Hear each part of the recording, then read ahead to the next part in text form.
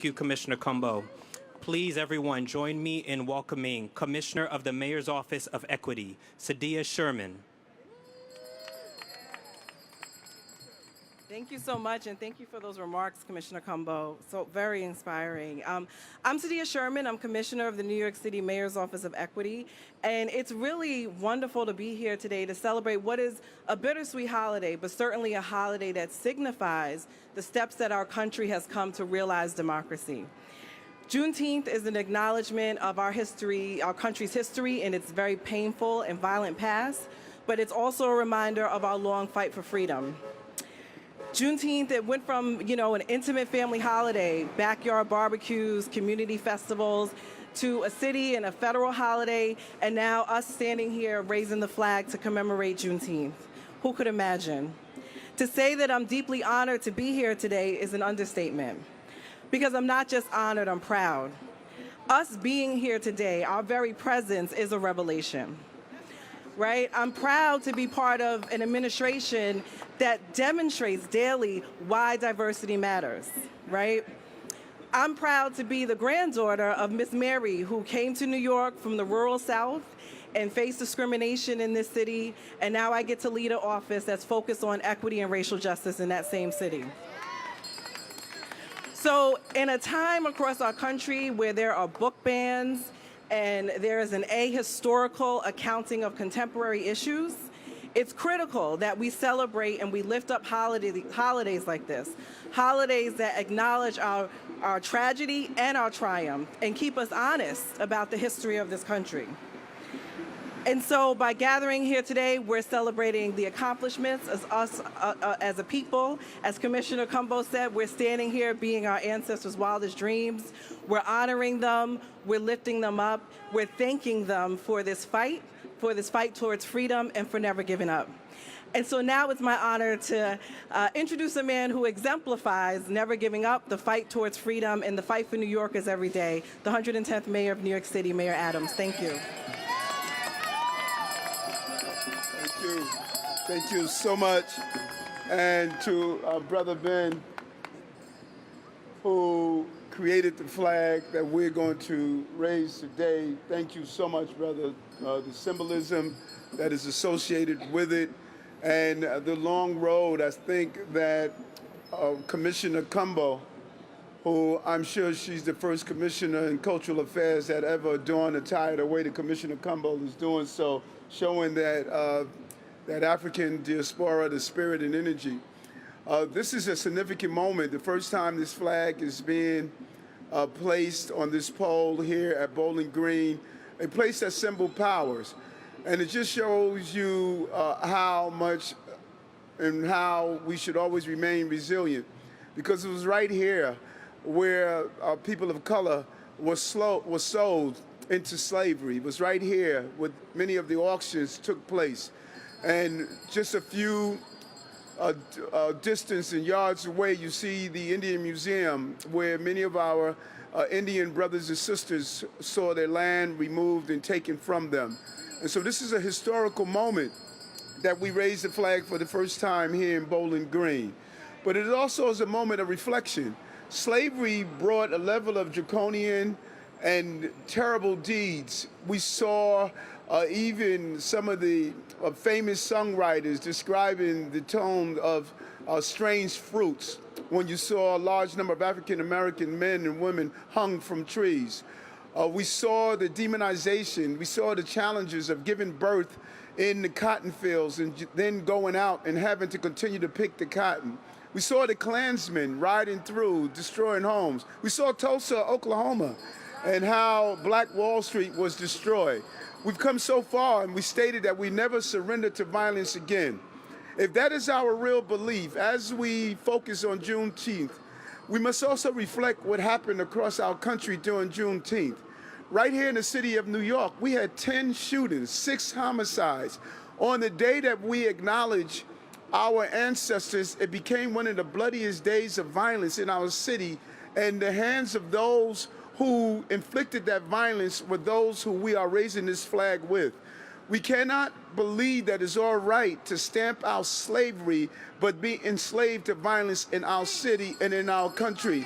Look what happened in Chicago, St. Louis, Atlanta, all across the country as we paused on Monday to reflect on our ancestors and what they fought for. They did not fight and die for us to fight and die among each other. In our honesty on this moment, I refuse to submit to the belief that someone with a white hood should not kill us, but it's all right with someone in black skin to kill us. It's not acceptable. It's not acceptable. We have an obligation as we acknowledge Juneteenth, our liberation, our freedom, our fight, our fortitude, our discipline, our resiliency. We have an obligation to make sure that these young boys and girls grow up to understand the contributions that we have made in this country. America is America because of the black and brown people who built this country. As Dr. King would say, we made Cotton King. We built the foundation of this country, and we did not build this foundation to watch it turn to violence across this entire nation. So I thank all of you for coming here, acknowledging the importance of Juneteenth, going from a federal holiday, and I was able to sign it into law as a city holiday. The 110th mayor, it took 110 mayors before we realized that we should raise the flag and raise the rich tradition of our community. Thank you so much. Let's continue to say forward ever, backwards never. Thank you, Mr. Mayor. Keep the good work up. The mayor has agreed to accept an award on behalf of a great African who has never been honored from the colonial period, from the Revolutionary War. Most of you know even better than I that thousands upon thousands of enslaved Africans and even some non-enslaved all refer to themselves as Cato. Cato was the name they used in white society, and for many of them we don't have their original names. One of those individuals who may have been enslaved, but not enslaved, he spied for the American cause. He risked his life for the American cause, carrying information about British troop movements from here in Lower Manhattan to George Washington and Alexander Hamilton in New Jersey. He was in prison, he was tortured, the British were never convinced that he was, and they freed him. In all this time, this Cato has never ever been honored once. I'm so proud, as modest as it may be, that the Bowling Green Association has the privilege of being the first to honor this great African. Let me read this citation, if I may. A New York City hero. New York City, as our nation's largest city, creates many heroes all the time. Many are unsung heroes from every part of our city and from every ethnic and racial group. We have so many ever since the arrival of Juan Rodriguez at the southern tip of Manhattan Island, which is today's Bowling Green. We have the honor and opportunity to recognize just some of them each year. Today we have one of those heroes in his life has made a difference and a better city and a better nation for all of us.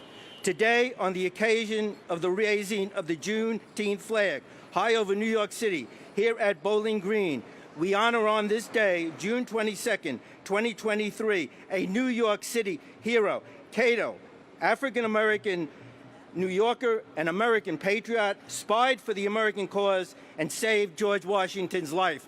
I hope his spirit is here, and the spirit of other thousands. He would never have thought that an African-American mayor would accept an award in his honor. Mr. Mayor.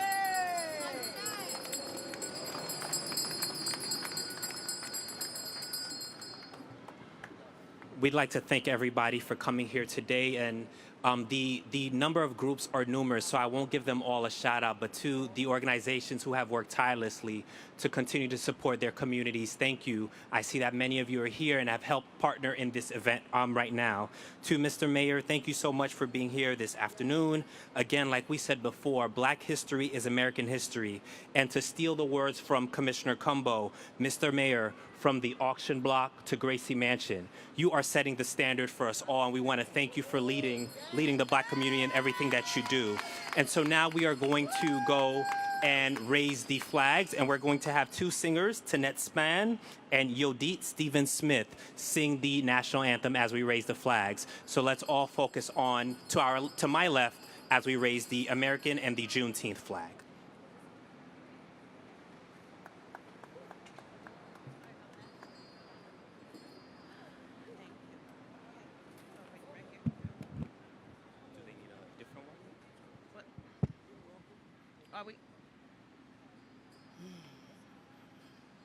while he's raising the flag, I guess. He's raising the flag. Sing. Yeah. Oh, sage, can you see by the dawn's early light what so proudly we hailed at the twilight's last gleaming, whose broad stripes and bright stars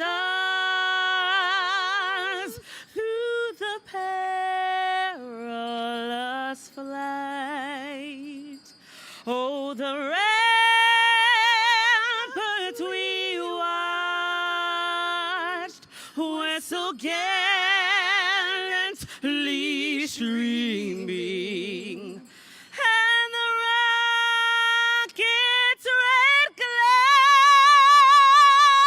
the bombs bursting in air gave proof through the night that our flag was still there. Oh, say, does that star-spangled banner yet wave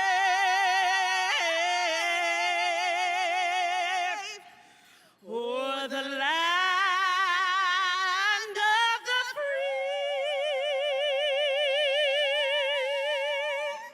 and the home of the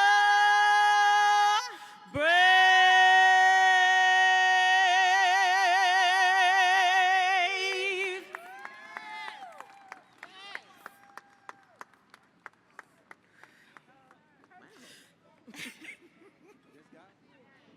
I want my photo.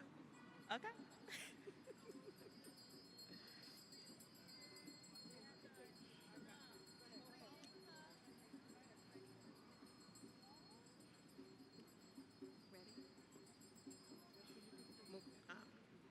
Move over here, because the people is coming. Ready? Lift every voice and sing till earth and heaven ring, ring with the harmony of liberty. Let our rejoicing rise high as the glistening skies. Let it resound loud as the rolling sea. Sing a song full of the faith that the dark past has taught us. Sing a song full of the hope that the present has brought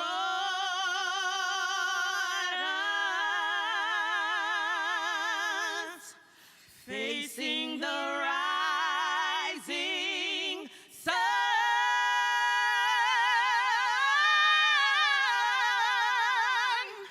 of a new day begun. Let us march on till victory